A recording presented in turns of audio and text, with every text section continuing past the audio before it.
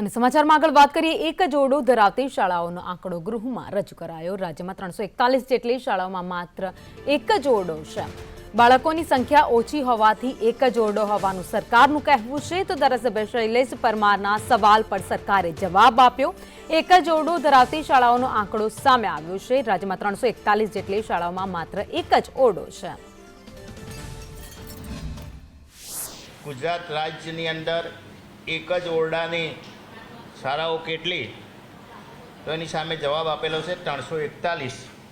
અને આ ઓરડા ના હોવાનું કારણ શું, તો એમાં કહ્યું કે બાળકોની સંખ્યા ઓછી થતી જાય છે, જર્જરિત ઓરડા પાડી દેવામાં આવ્યા છે અને જમીન ઉપલબ્ધ નથી।